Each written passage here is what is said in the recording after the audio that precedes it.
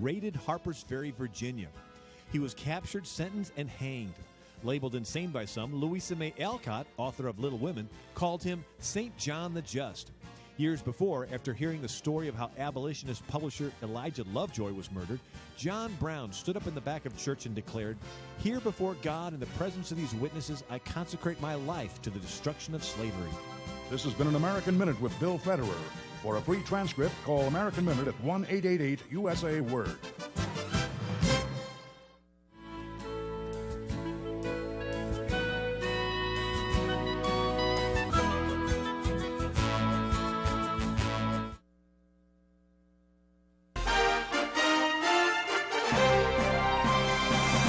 VCY America presents Crosstalk, a nationwide call-in program discussing issues that have an effect on our families, our communities, our churches, our nation, and our world.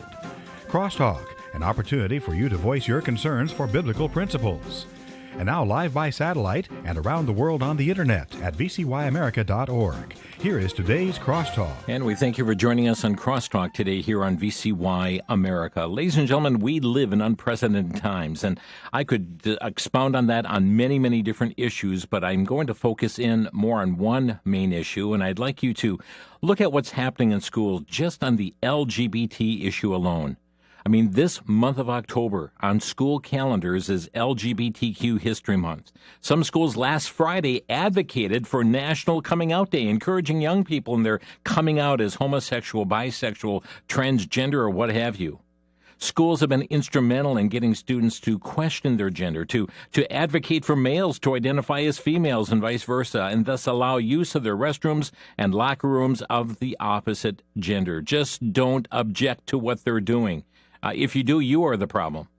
They push for allowing gender-confused males to participate on girls' sports teams while at the same time bullying parents who uphold both their values and science itself. Well, a lot of this is coming from the top down, and our guest today has said, Americans have had enough.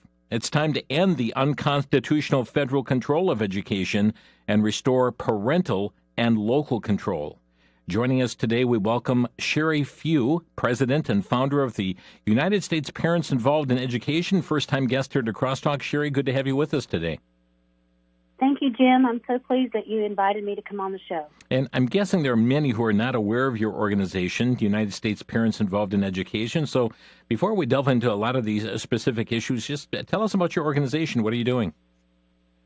Sure. So we're a coalition of states that have joined together to fight the indoctrination that's happening in government schools.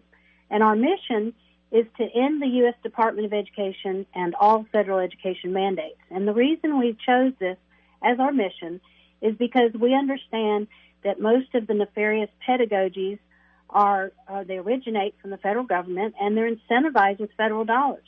And if schools don't comply with their very left agenda, then they threaten to withhold funding. So it's time to say enough is enough, keep your money, and keep your hands off our kids. Yeah, and there are those who believe the children in the classroom are the possession of the teachers themselves. Oh, absolutely. And you know, as far as that goes, there's the Biden-Harris administration has said in more ways than one that they belong to the community, that they're everyone's children. And I strongly disagree with that. Children actually are a gift from God to their parents, and no one else has any authority over those children except the parents. So do you believe, and we're going to break down lots of things today, but do you believe that children are actually being brainwashed, you use the term indoctrination, in our educational system today? Oh, absolutely.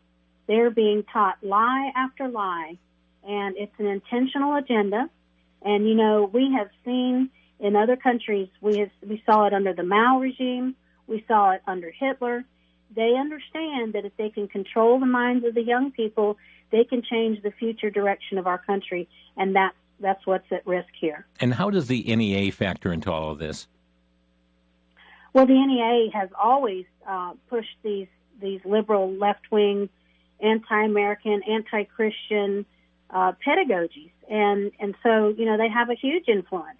They're one of the heaviest lobbyists in Congress, and, they have tons of money, and they're constantly putting that money into the schools in different ways to push this agenda. Yeah, and they are pushing an agenda. I'm going to play an audio clip of Betty Pringle as she spoke at a keynote address at the NEA convention, and we're going to get your reaction to this clip. But, friends, this will help you underscore where the NEA is coming from. Just don't question who they are or their authority. NEA delegates, we can do this work. We must do this work.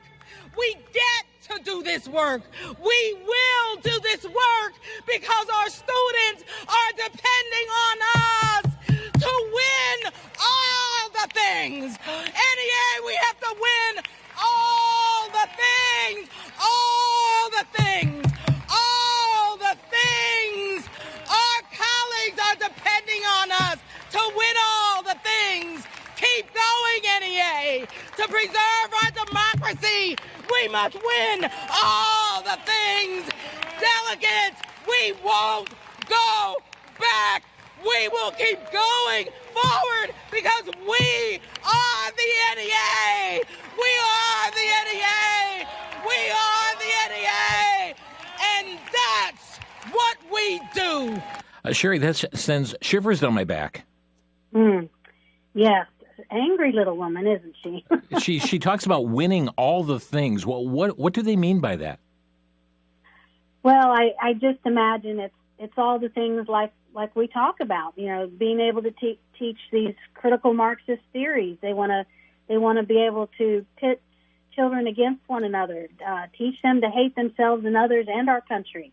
They want to win on the transgender movement. They want permission to keep things from parents, in quote unquote the best interest of children, as you alluded to earlier. They think they own. Yeah. So all those things, all of this nefarious pedagogy that's happening in the government schools, Sherry, the sexualization of children. Sherry Few with us today, president and founder of the United States Parents Involved in Education. Sherry, I know you're well familiar with the U.S. Department of Education and their rewriting of the Title IX rules. Schools are adopting changes as if it were the rule of law passed by Congress. Help us understand what is taking place in classrooms across the country as it relates to Title IX. Well, the Biden-Harris administration put out new regulations for Title IX, and that Title IX was originally intended to protect women's sports. And so what they've done is they've taken the definition of discrimination in Title IX and expanded it to sexual orientation and sexual or gender identity, they call it. So now if you don't allow boys to play on girls' teams or something like that, or don't allow them in the locker rooms, or you don't have unisex bathrooms, then you will be violating this Title IX regulation, and they will withhold federal funding from that school.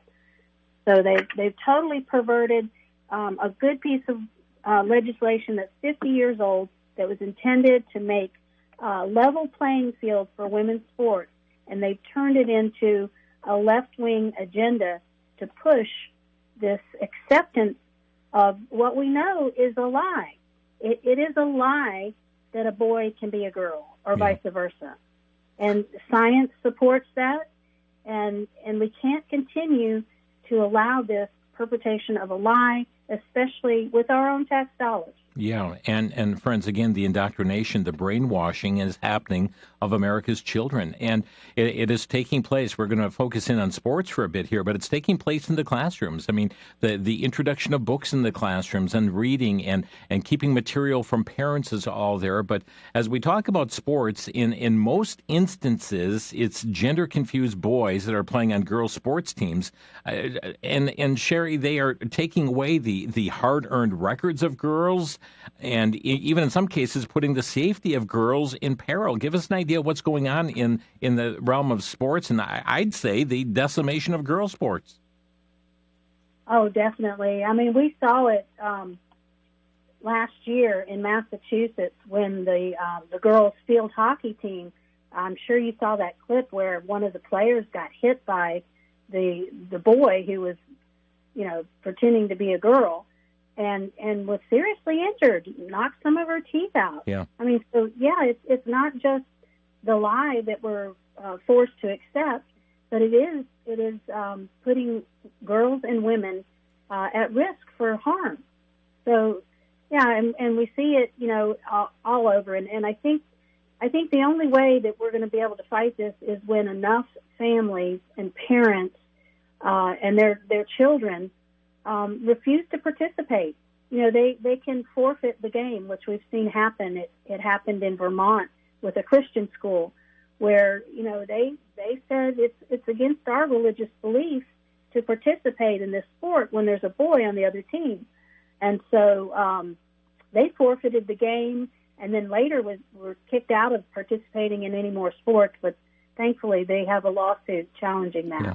And it's happening on a collegiate level right now, too. I mean, we're seeing different universities where there are some universities just refusing to play against teams. Girls, I'm talking about like girls volleyball right now.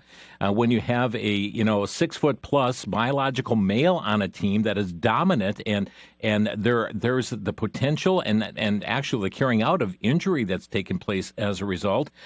So it's happening on all levels of girls and women's sports. But I'd like you to share with us what's going on in New Hampshire. I mean, because tell us what's happening there and what triggered parents to actually engage in a silent protest. What is the genesis to this?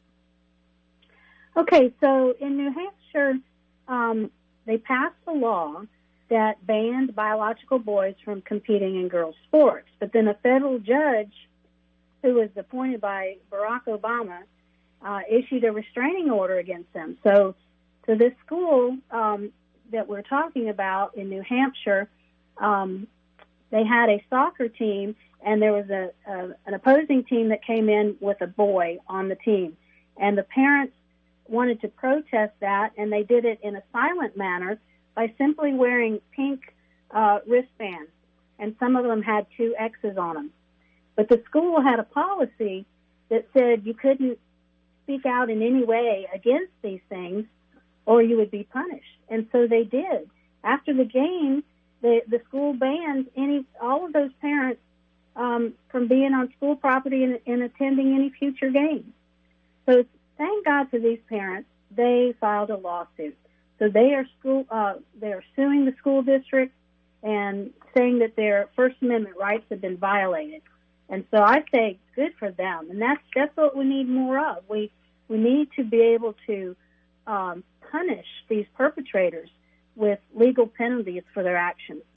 Now, there would be some, Sherry, who would say, well, why don't parents just pull their girls from the team altogether? How do you respond to that? That's not fair to the girls.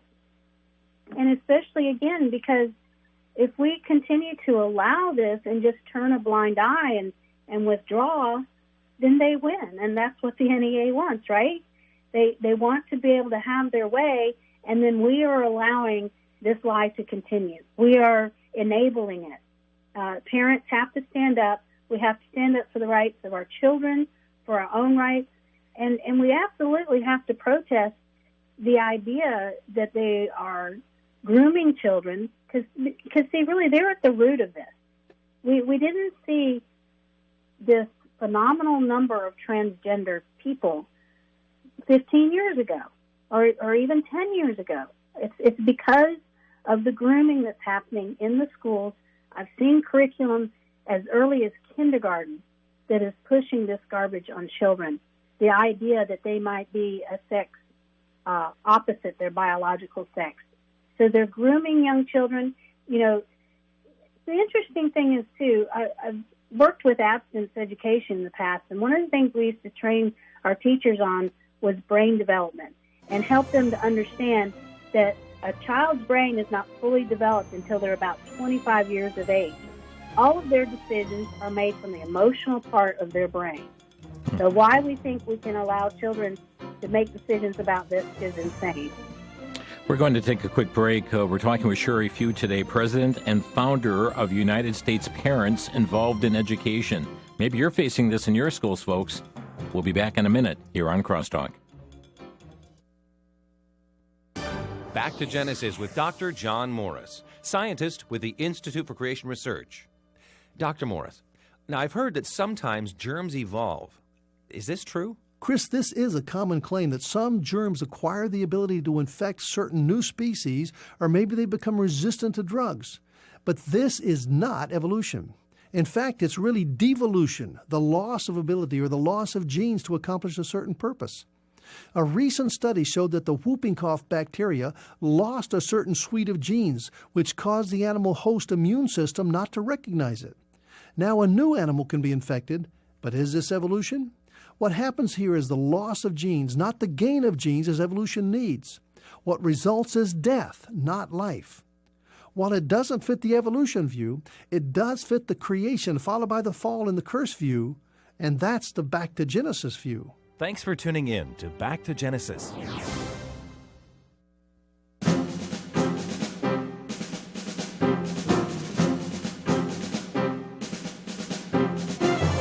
This is Crosstalk on VCY America. Sherry Few, our guest today, president and founder of United States Parents Involved in Education. Sherry, just before we continue on, give us your website for your organization, if you would. Sure, it's USPIE, USPIE.org. Okay, and that's a good way to remember it, USPIE.org. Again, that stands for United States Parents Involved in Education. USPIE, USPIE.org.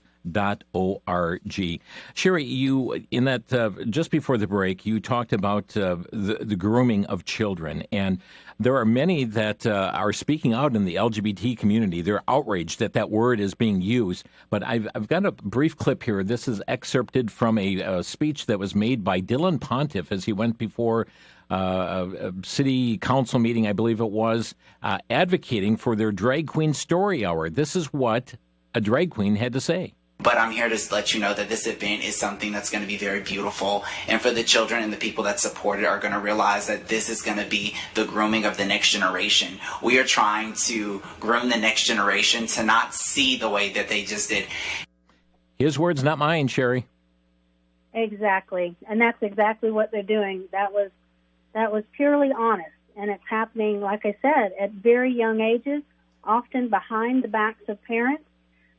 In California, they passed a law where teachers are actually prohibited from telling parents if a student is choosing to go by a different name or different pronouns and is interested in transitioning.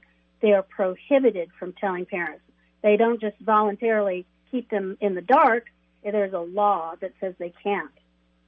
Friends, again, I want you to understand what's happening in New Hampshire right now, because this is a situation that is currently in development here.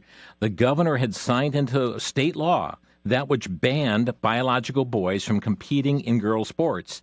But an Obama appointed judge, overturned that, saying, put a stay on it. You can't do that. It's not constitutional. Now, friends, just a side note here. Elections do have consequences. Whoever is in the White House, they are the ones that nominate judges to the judiciary, the U.S. Supreme Court, the federal bench as well. Many, many, many appointments happen during a term. This was an Obama-appointed judge who was sitting there and made null and void this signed into law passed by the legislature. The governor signed it into state law, and so we have a biological boy playing on girls' sports teams, and so parents held a silent protest, wearing pink wristbands, putting XX, the double X chromosome for girls, XX, biological boys are XY. And the school system here responded by banning the parents from going and watching their girls play sports.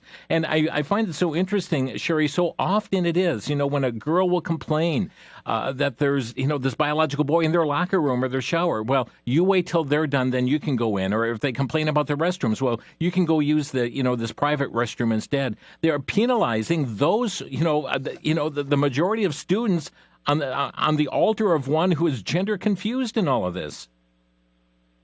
Yes, and I'm not wild about the term gender confused, because that's the label that the left has given them. These children certainly are confused, and it's at the fault of the people that are grooming, and they're being groomed by the teachers in these school districts. And so, the term gender is something that's a term that the left came up with too. So I like to always reference it as sex. because that's the term used in science, and that's the legal term. And so, I try to refrain from using the term. It's difficult to swap it out. But there is an illness that's been studied for some time, even before this outbreak of transgender people everywhere, that's called gender dysphoria. And so it's a mental illness, because a mental illness is defined, and this came out of a doctor from Johns Hopkins University when they decided to quit doing sex change operations because the patients weren't getting any better off. But he says a mental illness is defined as a person thinking something is true that is not. So that's exactly what it is. I mean, if someone is truly of that mindset, they have a mental illness and they need counseling and they need help, but they don't need to mutilate their bodies and try to live a lie. Now, I find it also interesting that I believe it was the New Hampshire Supreme Court that allowed schools to hide what they call transgender status from parents. I mean, isn't that equally outrageous? Oh, it is.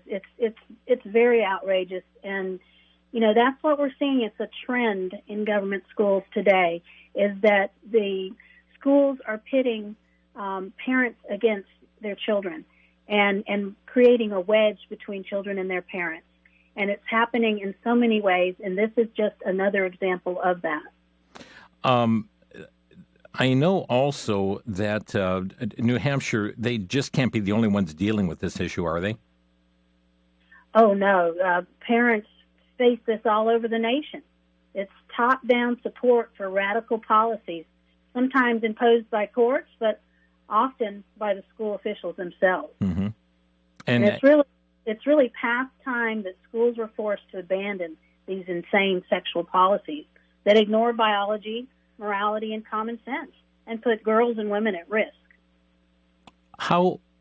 What is your recommendation to parents in all of this? Because many times they react with silence. Silence is not the answer.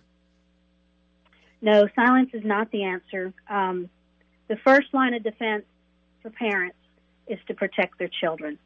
And we don't recommend any parent enroll their child in government schools. The schools are toxic, they are harmful to their children, and they must get them out. They must protect their children first. And then beyond that, we can't leave the other children behind. We have got to find ways to provide alternative forms of education, and we've got to continue to fight to stop the indoctrination of children in government schools. Because ultimately, what's at risk, it's not just parents that need to be concerned. Every freedom-loving American needs to be concerned. They need to be informed on this subject, and they need to get involved with the fight to stop it. Because with the critical Marxist theories that they're teaching and intentionally dividing and pitting people groups against one another, the ultimate goal is to change our form of government. And so if we don't stop, if we continue to allow the government to indoctrinate children, turn them against our country, turn them against one another, we're going to see chaos and collapse, and then that'll be a perfect opportunity for a Marxist regime to sweep in and take over the country. So you're also talking about CRT, critical race theory, as well. Yes. And there are several critical Marxist theories that are being taught. There's critical race theory, critical queer theory, critical feminist theory, and even critical religious theory. So these theories collectively come under the heading of culturally relevant pedagogy. And that's a term that's being used and a pedagogy that is being taught to young teachers in the colleges and universities.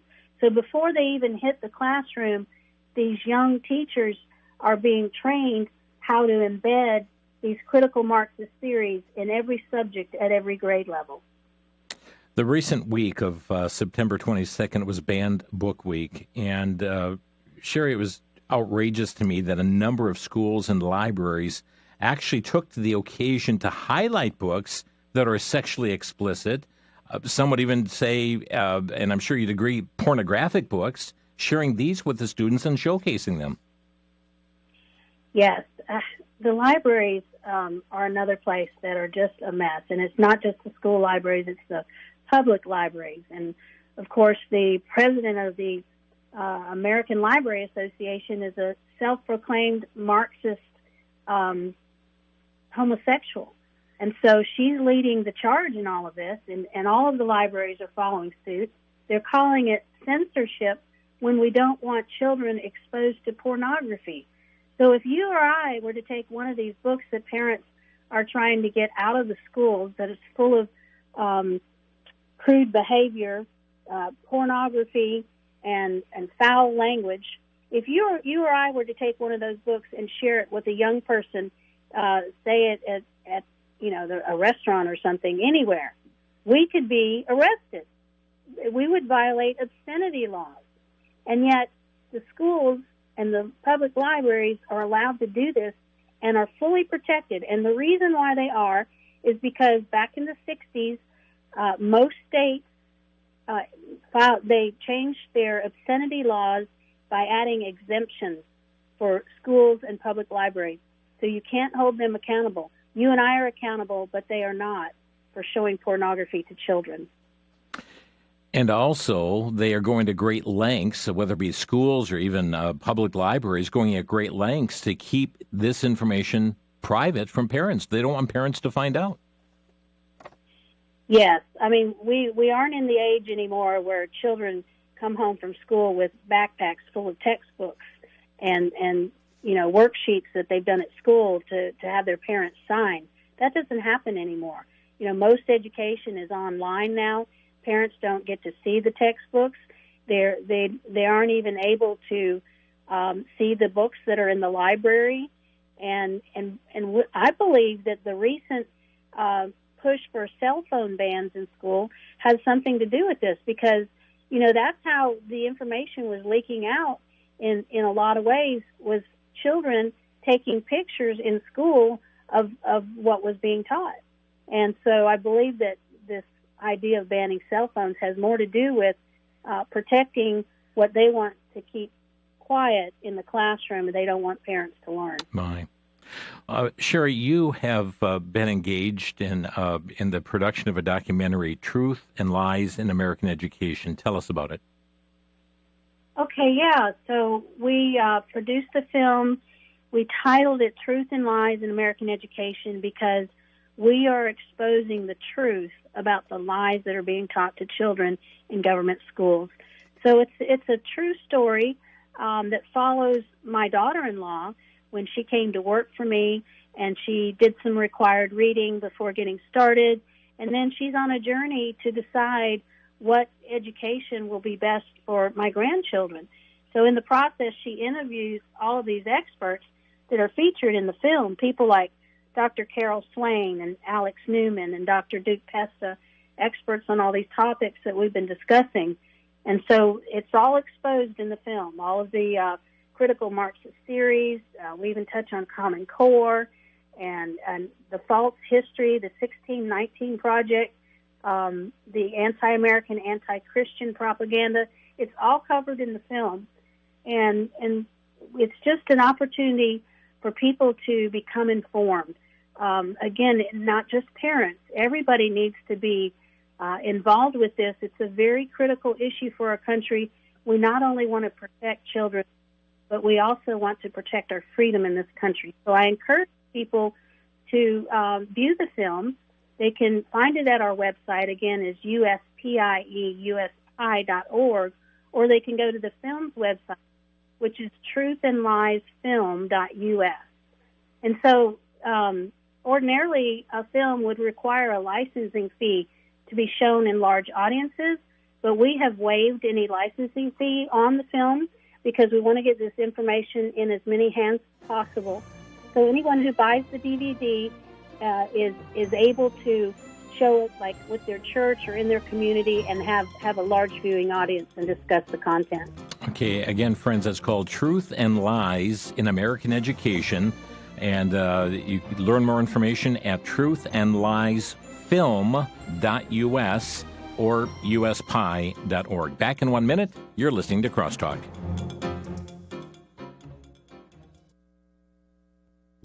There is a movement to propel humanity toward a advanced level of existence. Those seeking to change the culture of society are on a rapid trajectory, aggressively touting the extremely powerful capabilities of AI, artificial intelligence, and transhumanism. The ultimate goal of the elite is to obtain immortality and become gods. In the book, Artificial Intelligence, Transhumanism, and the De-Evolution of Democracy, pastor and Bible prophecy speaker Dr. Richard Schmidt unfolds his extensive research and documents revealing information unveiling the agenda of those pursuing this technology for evil. You'll also see how these technological advancements fit hand in glove with biblical prophecy and one known as Antichrist. The book, Artificial Intelligence, available for a donation of $18. Call 1-800-729-9829.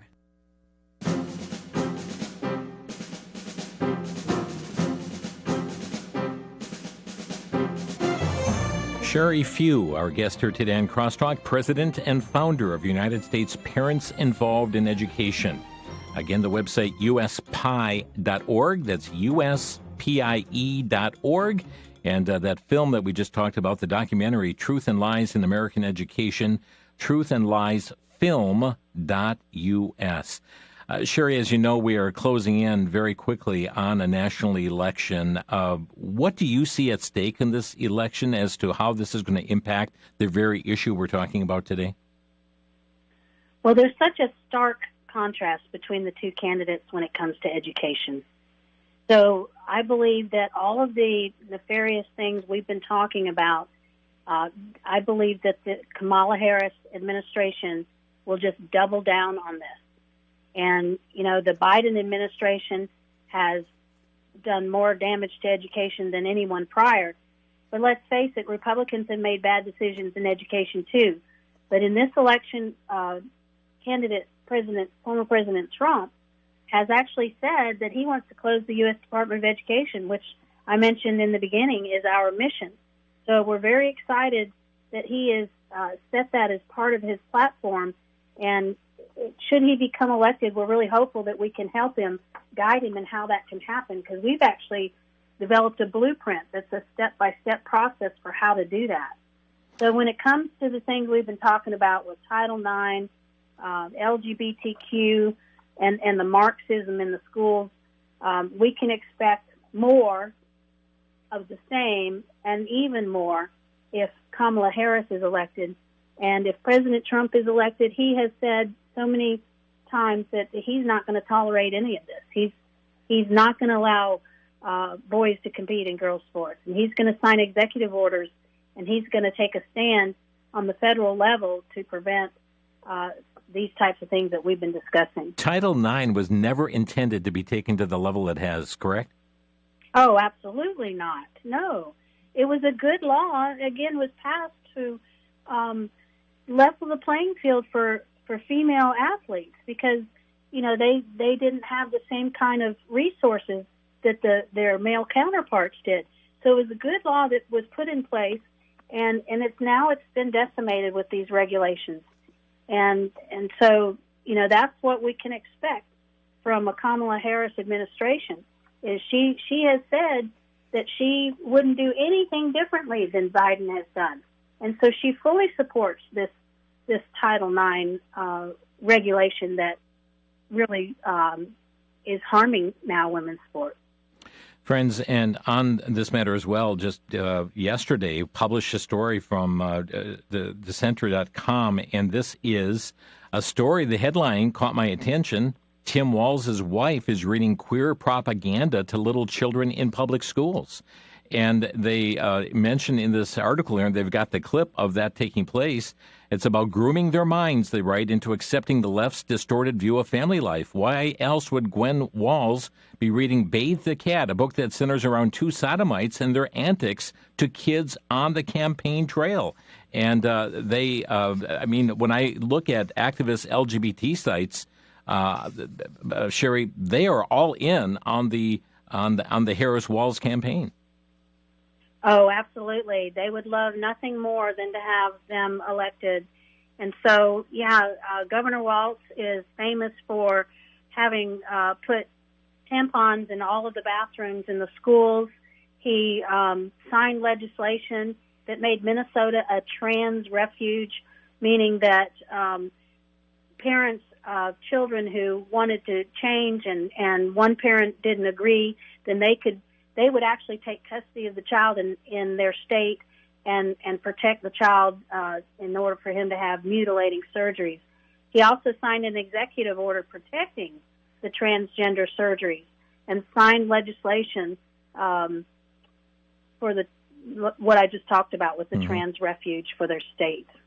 Friends, our phone number to Crosstalk today is 800-733-9829. Are you finding things going on in your school district like this? Your questions, your brief comments on this, 800-733-9829. And as we look at this matter that's before us, Sherry, it looks so daunting, and one wonders how does this get countered? What can we do? You've already advocated removing children from this. I understand your organization is a proponent of tax credits to let parents choose. Yes, we first of all, a lot of states around the country, in response to all of this, have been passing voucher schemes, and I call them schemes because it's an opportunity to put government money into private and home schools. And our organization is 100% opposed to that because we believe that once you do that, once you put government money in private and home schools, that's when the shackles go on. That's when the regulations will begin. That's when they will be controlled again by the government. And the government would want nothing more than to control all education, private schools and home schools. So we don't support the vouchers, and a lot of people have, gotten on board with that. The Republican Party has been for the longest time. Let's talk about the tax credits, because that's something you are a proponent of, is tax credits. Yes. So tax credit is different. So I'm getting to that, explaining why vouchers aren't good. So as an alternative, we support tax credit. So, much like the federal child tax credit on your income tax returns, where you get X number of dollars as a credit on your income taxes for the number of children you have. So we think the federal tax credit should be increased for parents who are not sending their children to government schools. And then we believe there should be a similar, a mirroring legislation in the states for the state income tax. So that what this does is then you're not putting government money into private schools. Parents are able to keep more of their own money so that they can better afford the alternative of private school or homeschooling. Let's go to Roger from Marble, Minnesota. Roger, you are on the air. Thank you for taking my call. You've answered some of my thoughts already, but I was just thinking, do you think that Walz was picked especially for this position because of, just the push to take America down?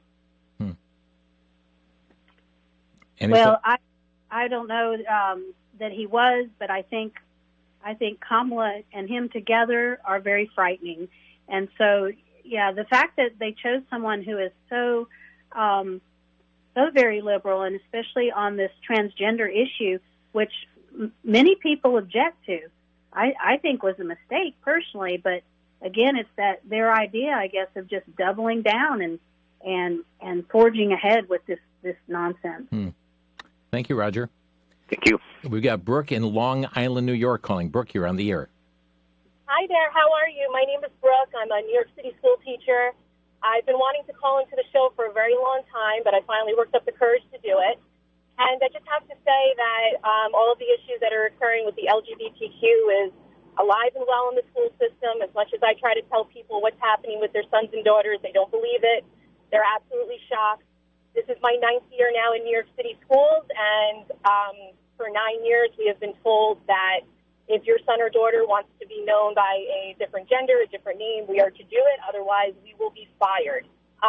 Personally, I don't comply, and I make sure to remove any LGBTQ or sexualized content from my classroom. But I know that there are plenty of New York City school teachers who are embracing it and absolutely love it. Yeah. So that's what I wanted to call today. I absolutely love your show. I'm a Christian. I'm also a Sunday school teacher for my children, and I think parents need to be more aware because it's very scary. Oh, Brooke, God bless you, and thank you for making a difference where you're at. How is this impacting children? Some of us seeing the numbers that are going on in the schools, more and more children who are now identifying as LGBT. Well, more children are, and it's definitely affecting their mental state. We have a lot of children now who have suicidal thoughts, and we also have other students who are forced to comply because they're being threatened by school support staff that if they do not abide by addressing their new classmates with their new identities, that they can be withheld from school events, from clubs, from graduation. So it's frightening. It's definitely an indoctrination, and it's embedded in the school system. Brooke, thanks for taking time to call today. Call again. All right, God bless. Thank you so much. Bye-bye now.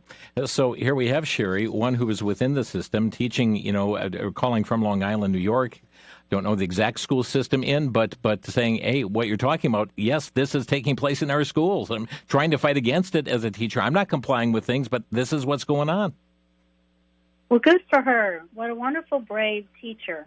And you notice she said it's been happening for 9 years. Yes. The entire 9-year period that she's been teaching there.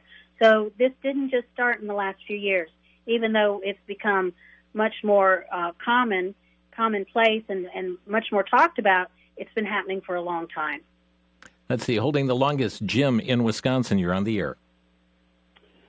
Yes, my point is that a lot of this is happening because the Christians are not speaking up. And William Federer, you know him very well, had a talk about silence is consent. Mm-hmm. And so I've got a lot of relatives in Minnesota, and I see what's happening over there, and it's just like, oh, my goodness, are any of them, most of them are Christians, and it's like, are any of them speaking up about this? And sadly, a lot of these issues are biblical issues, but you don't hear about them from the pulpit. Thank you, Jim. Sherry, go ahead. Thank you for the call, Jim. I agree with him 100%. I mean, to me, so many pastors are silent on the culture, and I don't understand it because you see it all over the news. It's everywhere. Why aren't they talking about it, and why aren't they upset about it? And I think part of the problem is some of our churches are full of teachers, and they're afraid they're going to offend somebody, or they might go somewhere else, or they may not tithe, or I know a lot of pastors that are married to teachers. So not all teachers are bad. I think the one that called in a few minutes ago, praise God for her, but I think she's few and far between because even the teachers have been indoctrinated. But I really am disappointed and discouraged that more pastors aren't getting involved with these issues. And I know there are some because I am familiar with a few who are, so I'm not saying everyone, but that the churches, by and large, are ignoring what's happening in our culture. And I'm grateful, too, for the many pastors who do take a stand and are teaching through the Scriptures and willing to stand upon the Scriptures, don't see these things as being political issues, but as being biblical, moral issues. We have Craig calling next from Madison, South Dakota. And Craig, you're on the air. Hello. Yeah, I just have a different train of thought maybe. All these things that we're fighting, we're always on the defense. We're being called names, transphobe or thisphobe. And sometimes I wonder if we shouldn't pose it back on them, like this thing with what they're trying to do to the kids. If you want to go that way, let's go the whole way then. Have kids smoking at 14, let's take them to the bar. I just came up with a term called alcohol affirming care. Just to throw it back in their face and somehow to make them realize how crazy this is. I don't know if that's the right approach, but sometimes I feel like we're not making much progress because we're always on the defense and they keep pushing everything on us. I don't know if that's a way to turn it. Great. Craig, great question. We're up against a break, so let me have our guest address this issue right afterwards on being on the offensive in this regard and certainly taking a stand. Back in just a minute here on Crosstalk. By the way, we'll get to Marcia in just a moment as well. And callers, we've got some open lines here, 800-733-9829. 800-733-9829. Back in 1 minute here on Crosstalk.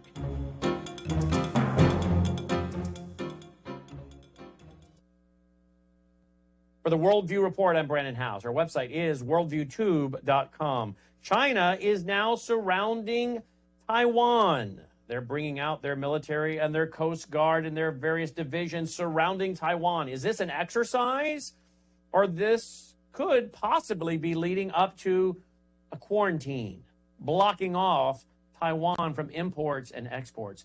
What will that mean for America?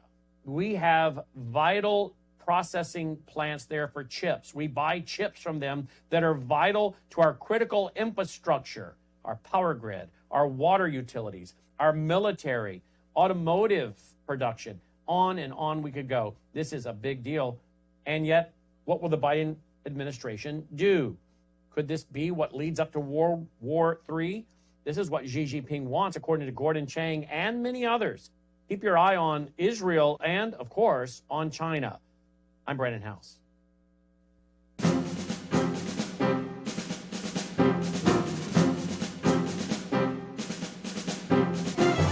This is Crosstalk on VCY America. With us today is Sherry Few, president and founder of United States Parents Involved in Education. Their website, uspie.org. That's uspie.org. Our number to Crosstalk, 800-733-9829. Just before the break came, Sherry, we had a caller who said, hey, we're always on the defensive on this. We need to go on the offense. Your response to that? Well, I think it's a good observation, and I think in some ways we are on the offense as far as, the states that are passing legislation to ban boys from competing in girls' sports. There are a lot of legal battles that are happening all across the country around these issues, and we have pro bono law firms, several of them, that are defending families and parents on these issues, because we really do need to take legal action against these atrocities to children. Yeah. So in some ways we are on the offense, and I'm not sure about alcohol affirming care. I think it was a cute little thing that he came up with. So I understand his point clearly. Right. But we have to continue to fight, and we just have allowed this for so long. That's why it's so difficult. But it doesn't mean we can't make a difference. And I'm just encouraged that so many parents and others are tuning in. They're getting informed, and they're taking action against what's happening. And she mentioned law firms. One of those is Liberty Counsel, and Matt Staver's been with us many times on this program. And just yesterday, Liberty Counsel filed an amicus brief to the U.S. Supreme Court in United States versus Scrimeti. This is a case where the Biden-Harris administration is challenging two state laws, Tennessee and Kentucky, that are protecting children from harmful puberty blockers, and very much going on the offense, and also the medically mutilating surgeries as well. So Liberty Counsel very much an advocate in this, as are others. Let's get right back to the calls. Lines are filling up here. Marcia in Ladysmith, Wisconsin. You're on the air, Marcia. I know you touched briefly on withdrawing your girls from sports teams, and I don't object to your guests' program or suggestions. But another way to look at this is if you were to persuade all the parents of the girls on the team to withdraw, what are you going to do with a basketball team with one boy? Well, that's interesting. I think what might be more effective would be for them, rather than taking their children off the team, have them stay on the team, but just sit on the bench when the game starts and forfeit the game in that way, making a public statement about it. So continue with the teams, but just don't compete with teams that have male players. Well, that would require the agreement of the coach, I would assume. Well, it depends on your state and where you are and all of that, of course, yes. But there are some coaches that are not in favor of this either. In fact, many coaches are against this. Good coaches understand that it's unfair and unsafe for boys to compete against girls. And coaches are doing that, saying this is not safe for the girls on my team to be competing against a male, a biological male. And thank you for the call and raising that issue, Marcia. Tammy is in Destin, Florida. Tammy, you're on the air. Hi. I My grandkids go to a Christian school, and you mentioned tax credits for parents who send their kids to private schools and Christian schools. I was wondering if there's anything in the works or for other citizens, like grandparents, to somehow get their money out of the public school system and move it through tax credits or something else towards the private and Christian school systems, because it would seem the more money we could pull out of the public school system and move to Christian schools and public schools, it might do, maybe implement some change that way as well. Thank you, Tammy. And again, Sherry, that is pretty much going to be a state-by-state issue, is it not? Yes, it would be. If we were to increase the federal child tax credit, of course, it'd be a national issue.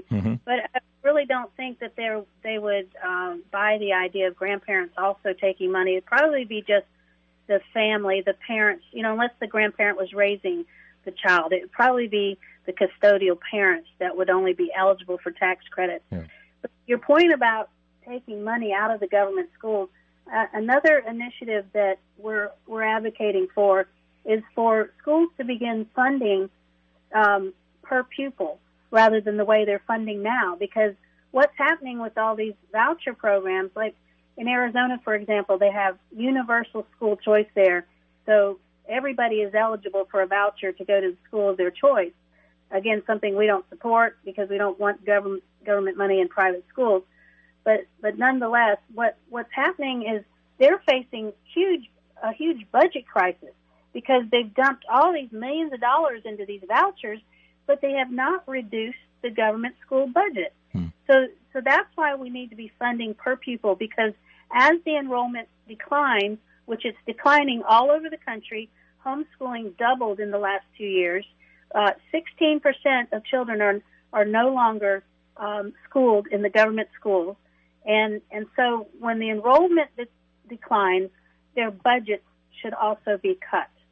So we do need to take the money out for the children that aren't being educated there, and that's how taxpayers will benefit more than trying to fund two systems. Tammy, thank you for the call. We're going to get Karen in from Texas. You're on the air.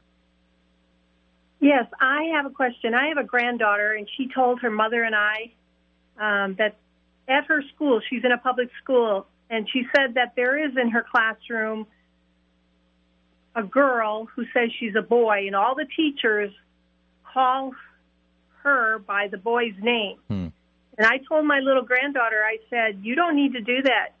That's a lie, and you need to call her by her name, her real name.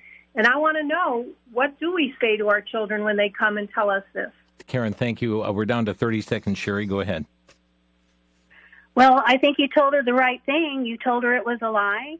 And you could tell them that it's disrespectful to their parents, that they're not honoring their birth-given name. And, of course, we need to talk to them about our faith and how this is really an attack from the enemy, that we know that Satan is a liar.